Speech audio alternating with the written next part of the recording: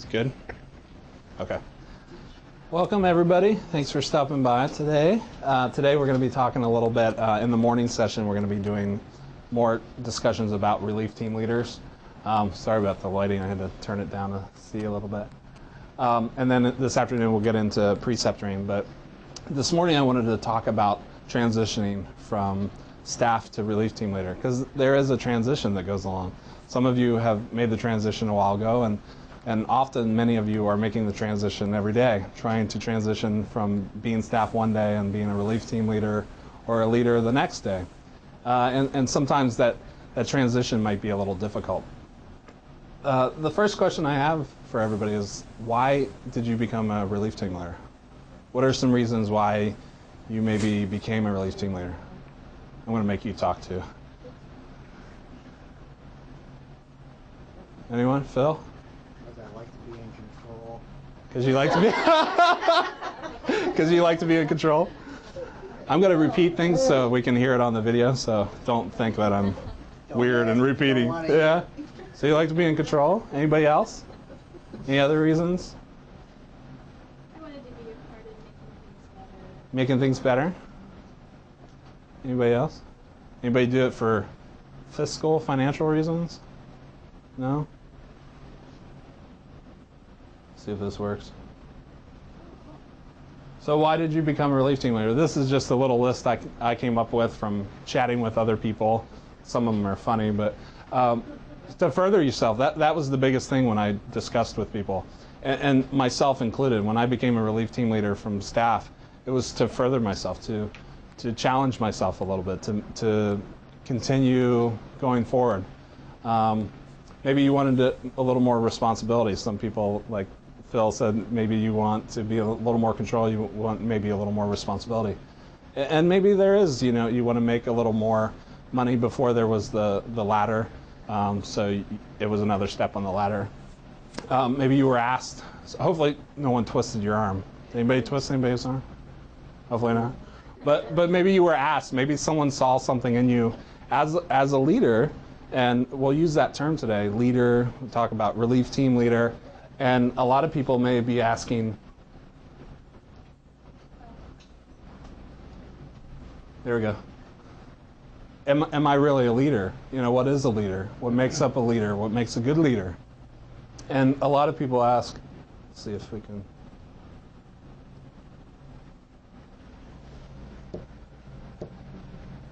There we go. Am I really a team leader? Am I a leader as a relief team leader? Do you feel that sometimes you're just a resource person, that you're no different than anyone else? Did anyone feel that? A lot of people question that. They're like, well, I'm just a relief team leader. Am I really a leader? I'm not really what I think in my mind as a leader. So what is the definition? I like to look on Webster. It's like, I was going to wiki it, but I thought Webster was a little more legitimate. And the definition of a leader is one that leads or guides someone else, and also one who is in charge of others. So by definition,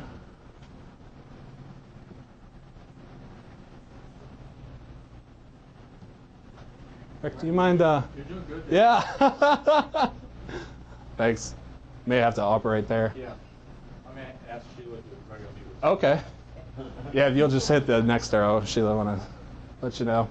So as a relief team leader, just to reiterate some of our daily things that we do, is that you align daily staffing. You set people up in particular units to their strengths, where they will be best utilized and where staffing is best needed. You also serve as the go-to person. People seek you out. You are the extra resource person when somebody has a question or they need help, when things are getting difficult. You're the one that they go to. You're supporting staff. You're supporting extra workloads. Next. So are you a leader? Yeah, by definition, you are. You are leading others. You are leading others. You're leading the other team. Does anybody watch The Office? Yeah, I love The Office. So the biggest thing to remember, though, is just a definition alone doesn't make a leader. It doesn't, just because you call yourself a leader, just because you have leader in your title, doesn't truly make you a leader. Michael Scott, I love this guy. He's funny. I think he bought that cup for himself, world's best boss. Yeah. So just because he bought himself a world's best boss doesn't mean he's the world's best boss. So just because you're called a leader doesn't make you truly a leader. Okay, shoot. So leaders often come from today's best staff. A lot of, particularly in respiratory care, a lot of staff that do very well and that are seen to be good staff actually transition into leadership, as many of you have done. And then also you transition later on into higher roles, into supervisors, into management, even directors. A lot of our best staff have transitioned up through the ranks. And why is that? It's often because you are very skilled. You have personality traits, you have unique characteristic traits about you that make you good for that position, that make you a leader, make you somebody that people want to seek out and ask questions. They have an inherent drive to succeed. Some of the best leaders today want to succeed. They want to do better. They want to, it's sometimes a downfall. I'm like that a lot. I want to succeed. I want to do things good, but you can't always be the best. You can't always succeed. And then others naturally seek you out. This is often why many of you have come to relief team leaders, because you already are a leader in your own sense. You have become a preceptor. People have sought you out already. Okay. So what makes up a good leader? With me, this is chocolate down here. I think a little chocolate's in here, maybe some donuts, but anyway, that's funny. So what makes up a good leader? What are some characteristic traits that you think would make up a good leader? Like, what are some things of good leaders that make them a good leader? Patience. Patience. Responsible. Listener, responsible. Leading by example. Leading by example, yeah. Approachable, that's a big one, yeah. Knowledgeable, yeah. Anything else? Making it easy, I think you caught everything. Okay, next slide. So what makes up a good leader? I have to give prompts to Deneen. She helped me out with this little, I didn't know you could do these things on PowerPoint, make these little cool little funnel things. So there are big three characteristics of a leader that actually, in actuality, make up the best staff. Is that you're competent, so you have to know what you're doing, right? You're supportive, you support each other, you support others. When your workload goes down, you help someone else. And that you're caring, that's a big one, especially in respiratory care, especially in our profession. You have to care. You have to care about others.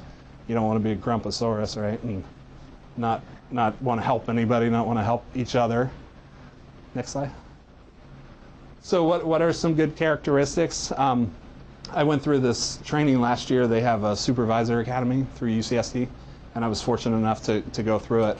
And in that training, we kind of learned some things that you're going to be learning today, some of the key aspects to becoming a leader, some of the tricks, some of the things that you have to learn from.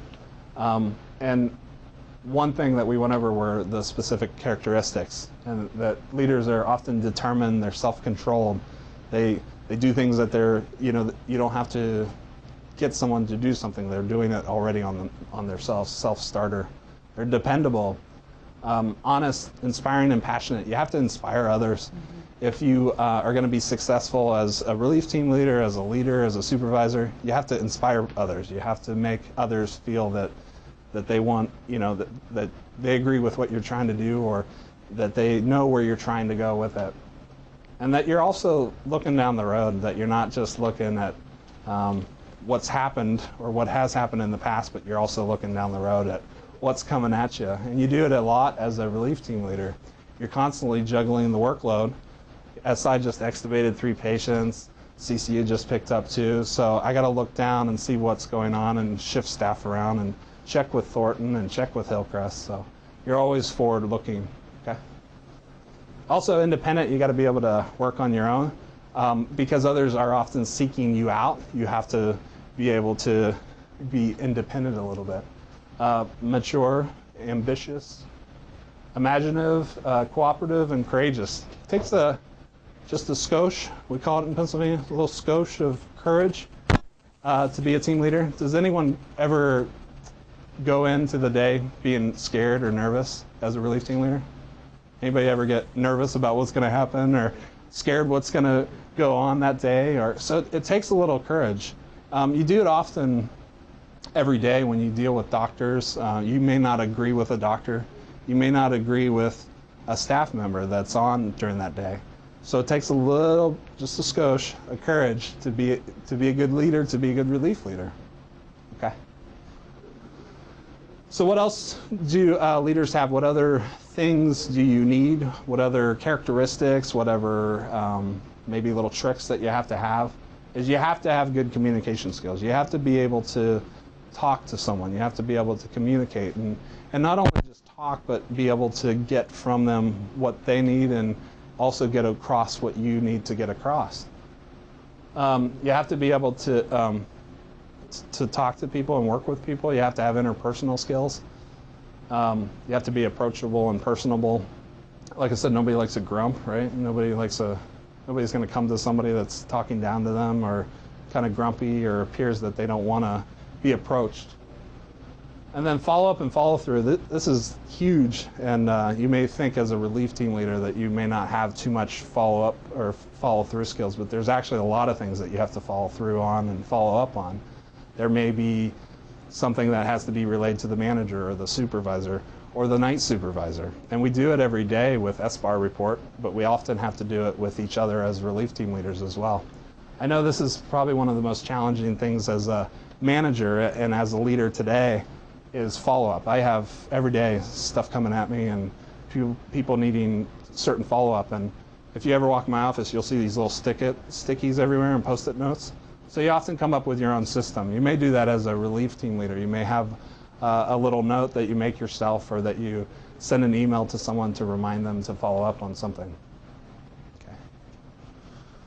Factors that may undermine a leader's success. So there are many things that actually can undermine or shut down what you're trying to achieve.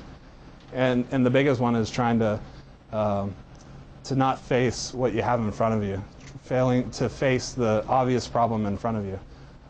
What I like to say about this is when I was growing up and I had a car and it made a noise all the time, I would just turn up the radio and it went away, you know? Well, then my car broke down and blew up on the side of the highway, so that didn't work so much. So the same thing is true in leadership. You don't ignore a problem that's right in front of you. You don't ignore a disagreement that's happening in SI between two people.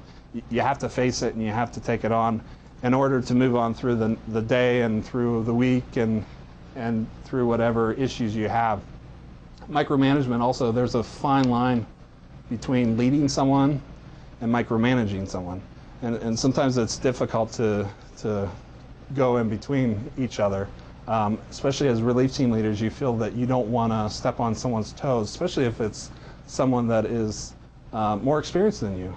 Have any of you been relief team leaders when someone else is a relief team leader on staff that day that has like way more experience than you do?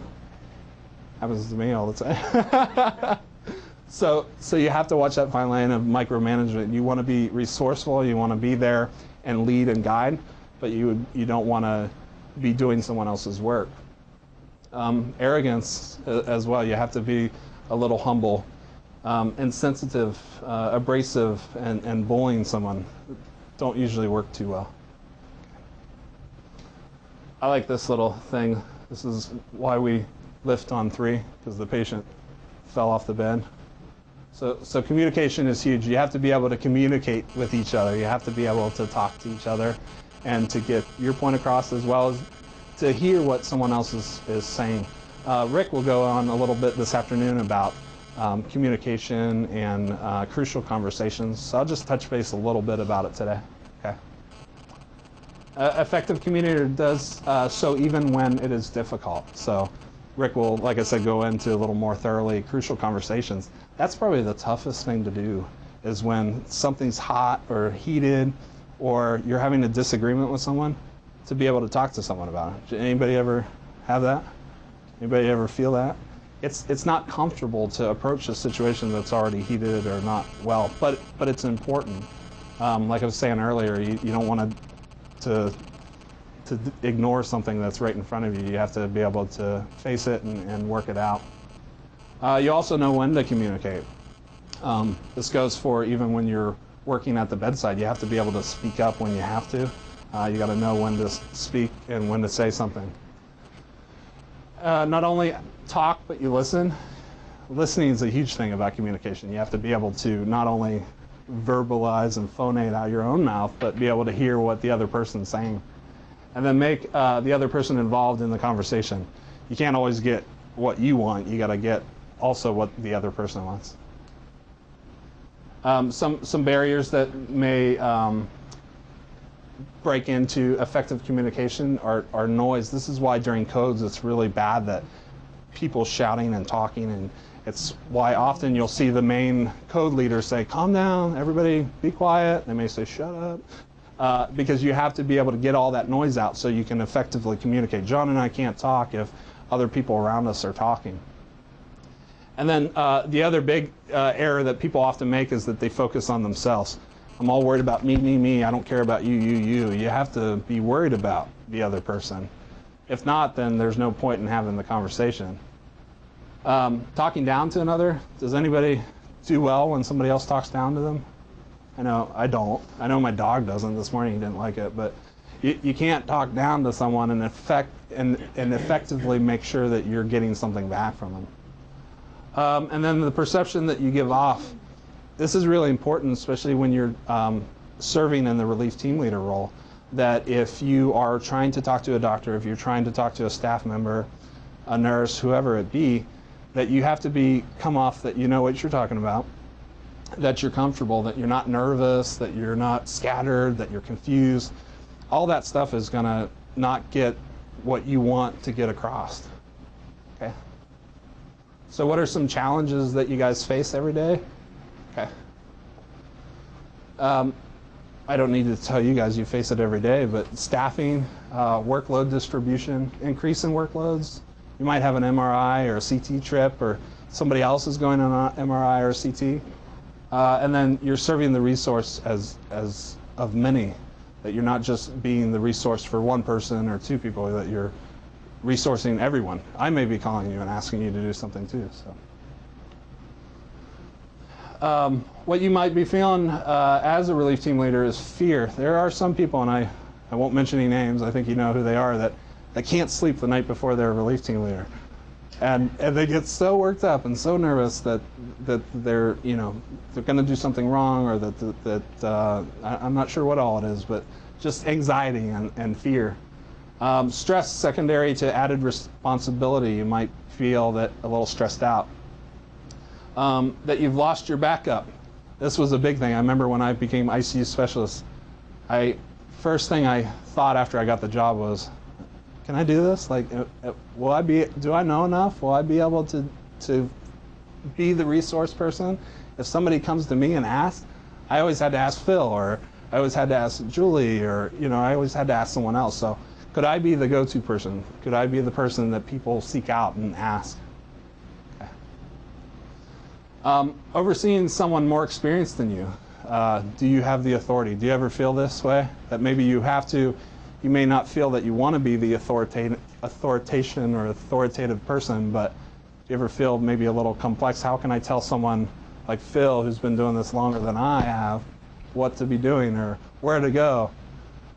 And then providing feedback. Like I said, that's always tough, doing the various feedbacks to everyone. That was not easy button. Leading others is not always easy, but when you get it down, it's actually quite rewarding. It's actually probably one of the hardest things you'll ever do, is leading others, or being in a position where you have to guide someone else. It's very difficult, but like I said, once you get it down, it's actually quite rewarding. You have differencing in opinions. You can't always make everyone happy. That's a huge thing. You can't make everyone happy at all. You might make A and B happy, but C and D are not so happy. And then you're juggling constantly many other needs, other people's things. So how do you step over those barriers? How do you get through the day? Redistribution's a huge thing. I think many of you get that down quite well. You have to be able to shuffle around. You can't go by the count that you had early in the morning if you've extubated 4 people. You know, you may, the count may be 7, but you're looking and you know 3 people are coming in. So you have to be able to shuffle around and redistribute it. Also, utilize your backup. We have backup charge at both sites. So make sure you utilize that person. Or it may be somebody that doesn't have much of a workload or has lost some of their workload. That may be your backup, your resource person. And then cross-site leaders as well. This is particularly important when you're staffing. If you're really busy at Hillcrest and you need to cancel some people, maybe somebody at Thornton can help as well, or vice versa. And then utilize other team leaders. Utilize myself. I have done charge before, so I know how to do some of that stuff, and it's actually nice to redo it again and not forget that stuff. So utilize me, utilize your supervisors, Rick, Jan, any of us. Okay. I think the biggest thing to remember too is that you're going to make a mistake. Has anybody made a mistake as a relief team leader? Has anybody forgot to write something on the schedule and gotten an email from me, or forgotten to do this or that? It happens actually quite frequently. And I think the biggest thing to remember is that, Lord knows I make mistakes every day, you just have to learn from them. If you don't learn from them and you don't move on, you don't build further knowledge from it, then that's when you're being foolish and that you're not going to get accomplishments and you're not going to move forward with it. I like little quotes, and Albert Einstein is he was crazy, but he said one of my favorite quotes: anyone who never made a mistake has never tried anything.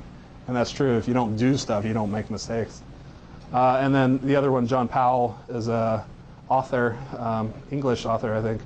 The only real mistake is that the one which you learn nothing. So if you're going to make a mistake, it's going to happen, but make sure you learn from it. Okay. The other big thing to remember, these are a pair of my slippers that I pulled out this morning. No, I'm just kidding. They're actually Phil's slippers. The other thing is to learn to walk and learn to be able to learn from somebody that's already walked in your shoes. There may be other people that have been where you are, and likely there are. I was saying earlier, a lot of the leaders of today were yesterday's best staff. So a lot of people have been in your shoes. They've been a relief team leader. They've been supervisors. They've maybe even been manager or whatever. Learn from them. Learn from what they did. They may be able to, those mistakes I was talking about, they may be able to stop you from stepping in that hole before you step into it. So make sure you learn from it. I got to give a shout out to Phil, because when I was first becoming a relief team leader, I had like the worst day ever. It was on a Memorial Day holiday, and we had 2 kids, and I was just totally overwhelmed, swamped. We increased the vent load by like 7 patients.